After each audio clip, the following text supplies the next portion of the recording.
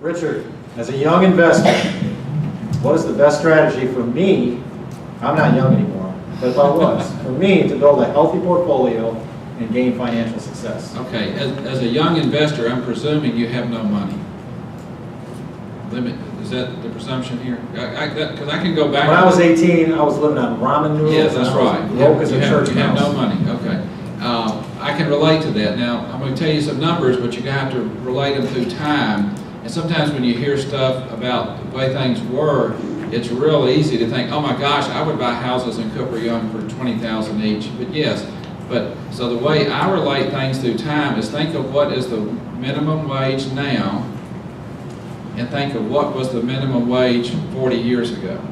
And just interpolate that into the house business. All right, 40 years ago, I get started, I have no money, have very limited knowledge, I had a great desire to do something other than my job and work for commissions, nights and weekends and all that. So whenever I could save up $1,000, which doesn't seem like a whole lot of money now, but if you interpolate it back to what was minimum wage then, minimum wage now, that's like $7,000 now. I would make offers on houses with owner financing.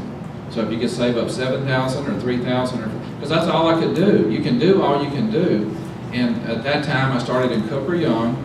A lot of older people, is in a lot of neighborhoods, and they wanted cash. Everybody wants cash. Well, what are you going to do with the cash?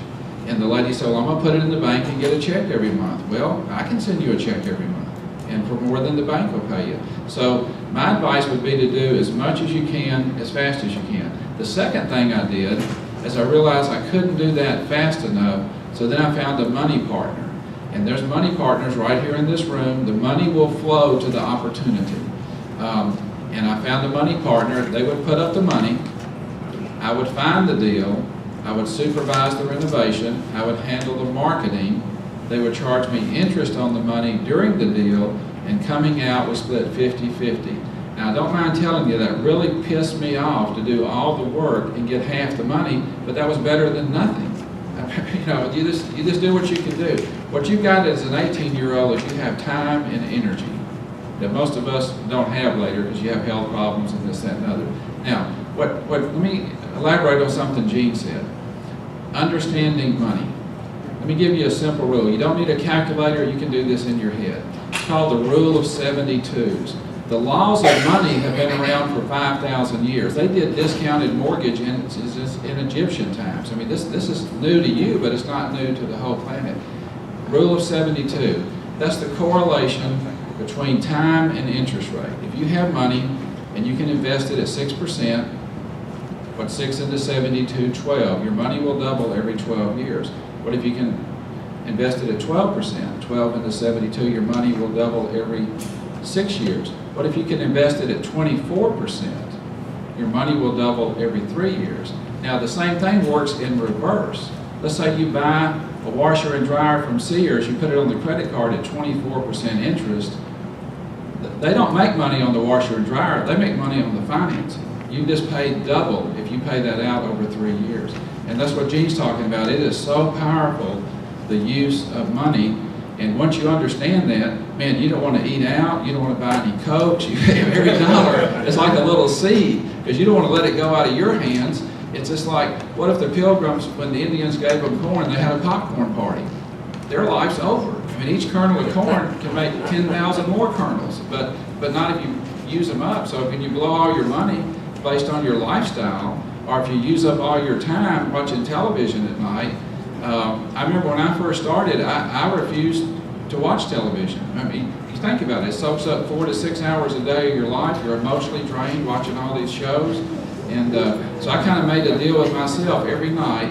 In fact, it's good to teach this class because it's reminded me of stuff I used to do. I would either work on a house or I would be in somebody's dining room making an offer. I had two choices. I could go to work dressed up as a businessman or as a maintenance man. And if I didn't have an appointment, then I went and painted for 2 or 3 hours or blew a ceiling or did something, which I wanted to do everything myself at least once to know how long it took. Then I didn't want to do it anymore. I thought, man, this is not fun. I need to be talking to people rather than being a painter, you know. So as an 18-year-old, to sum it up, you need to do everything you can do. Just Don't wait till you're, like Gene said, 30, 40, 50 to try to figure this out. Turn off the television, talk to people. Even if you're working for half price, you're learning all the time. If you whatever money you got saved up, start making offers, owner financing. It's still out there. You still have to talk to people. You're going to hear me say people skills many times tonight, because that's, to me, that's what it's all about. But I'll let you finish that up, Kevin. Well, I think you guys really hit upon it, and the salient points are: live below your income, take some of what you're earning, and it may be next to nothing, but take something. Just live below your income. Don't go out and, if that means not eating out or not driving the newest car, whatever it is, you must put something towards your future. Something regular, not just once and feel good about it, but you've got to discipline yourself to that. I said earlier, you got to get to be an expert in something, and I hope I didn't overstate that. When you're 70 or 80% sure, do it. Because if you ever wait till you're 110% sure, you won't do it. Go do something. You're going to make mistakes. You'll get burned. You'll get scared, and all that. But go do it, and you will learn immensely faster by doing than by studying. You got to aim, but you also got to fire. As Kevin Wilson said, all you got to do is work half days, and it doesn't matter whether it's the first half or the second half. 12 hours. 12 hours, that's right. You got to work your job, and that's how you make your living. But whatever you decide on is your investment. And it's hard at 18 to say, well, I'm building a future, because it's so far out there. But put yourself in the mindset, you're working your job for your employer, and you got to give them everything you agree to. Do your best there. But when you work your investment, you're working for your future, for yourself, for your family, and give that more than 100%. All right. Go ahead and hand the microphone to Gene for the next question. We're going to do individual questions now. Before, though, it's kind of interesting what Richard was saying about television. I had a 60-inch when I worked my job. I was thinking, I've heard Richard speak a few times, and one of the things he always talks about is get rid of your cable, go with the rabbit ears. And I thought he was crazy. We still have rabbit ears. We still have the rabbit ears. I thought he was crazy, because how am I going to watch ESPN and basketball on TNT? You're not. And then I hang out with Gene, I go to his apartment. I mean, he's one of the wealthiest guys I know, and he's got this television, and we're like fooling with a little antenna in the back last summer just to try to get one channel. I mean, this guy's never heard of cable. Of course, he grew up Amish, so I guess you don't really need television when you're Amish. But we did manage to get a football game one time on his television. So these guys don't watch TV.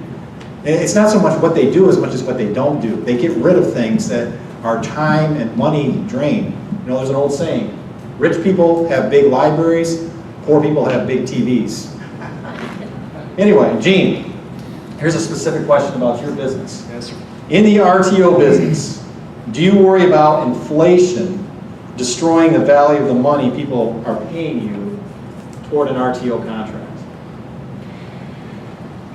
No, I really don't. And the reasons is because the rent-to-own business is a very, a lot of people look at the rent-to-own as a very risky type business. And once you understand your risk, you can control that to a large extent. So I do not worry about that at all.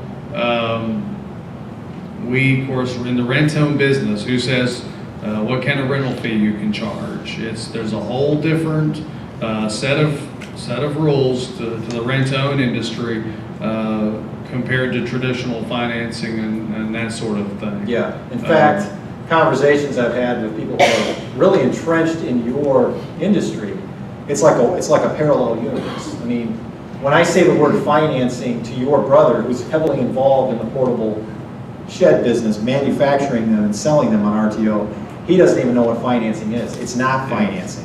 It's a rental. No way, shape, fee. or form financing. Right? Absolutely. You're charging a fee. You're charging a monthly rental fee. And if they file up and pay 36 monthly payments of a certain amount, then that's theirs. They can just keep it. And so the rent-to-own industry has been around for ages. It's just understanding the strategy and being able to form a lot of deals that makes sense. There's a lot of deals out there. For instance, I'll tell you a little bit about a mattress. You can buy a really good mattress that sells for $5.99, you can buy it, or that you'll sell it for $5.99, you can buy it for $200, mattress and box, okay? So would you do a deal if somebody walked into your office and say, hey, I'll give you $200 down and finance the profit? And I'll pay you, your profit might be $400, I'll finance that out over 12 months and I'll pay you back $800. Would you do that? Yeah. Absolutely. That's what we're talking about.